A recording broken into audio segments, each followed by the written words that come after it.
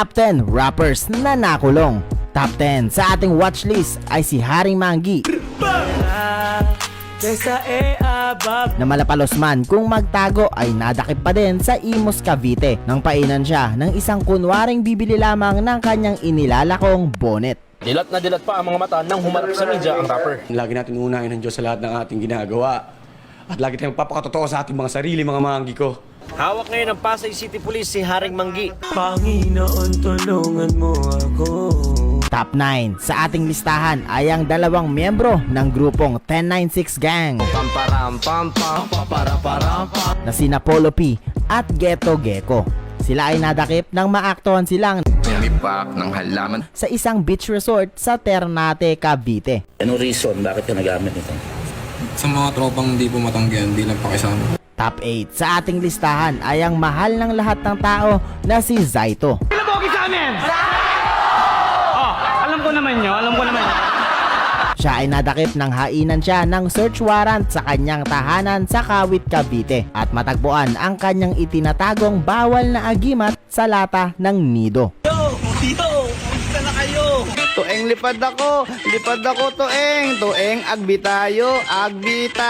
At sa numero 7 naman ay ang katandem niya sa 2x2 na si Andy G. May sasabihin lang ako kay Looney. Dapat ako ang pinili mong kakampi at hindi si Abra. Para nasagot ko na agad si Smaglas kung sino talaga ang pinakamagandang lalaki sa aming dalawa. Nang madakip ito sa isang maliit na barong-barong sa Manibay, Pasay City at mahulihan din ng agimat ni Darna.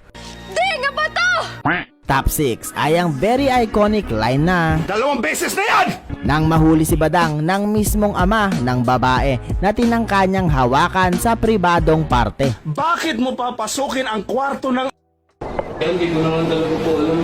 Hawak-hawak ni Badang! Ngunit ano man ang gawin niyang pagmamakaawa ay diretso pa rin siya sa kangkungan. Top 5 sa ating listahan ay si J Skills na 187 Mobsta. Pinagsagang kami na sundalo, di dahil sa aming uniforme, kundi dahil sa malatangking estilong pag-atake. Skills ay naaresto sa isang bypass operation sa Candelaria nang magpanggap ang isang pulis bilang isang buyer na yun pala ay titimbog sa kanya. But the show must go on dahil kahit ganun ang nangyari ay nakuha niya pa rin mag-concert sa loob ng Bilibid. Ginawang mini-concert ng preso niya ng loob ng kulungan sa Candelaria, Quezon. Hindi man perfecto, pero kinumpleto. Pagmamahal at respeto ang ginagamit ko na ito na mga tumba. Kaya mga kosa sa lahat ng di ginanahan, wala bang palakpakan Diyos. Top 4 ay ang budget version ni Sinyo na si J King. Ganito ako dati! Nung wak pa ako sa battle rap! Siya ay nadakip sa Kabanatuan nang harangin sa checkpoint ang sinasakyan niyang motorsiklo. Pero nang lapitan sila ng otoridad, tinangkaran nilang tumakas. Nagduda ang mga pulis kaya ininspeksyon ang bag nila. At doon na nalaman na meron pala silang dalang mahiwagang halaman. Top 3 ay ang yumaong si OGKB, also known as Kalbong Brutal. Siya ay nadakip sa salang pagpaslang at iba pang patong-patong na krimen. However, hindi lang street ang pinagharian niya, kundi pati ang selda nang maging mayor siya ng pangkat na komando. At dahil sadyang matindi rin ang kwento ng buhay ni OGKB, ay gumawa uli ako ng video about dito na pwede nyong panoorin maya-maya.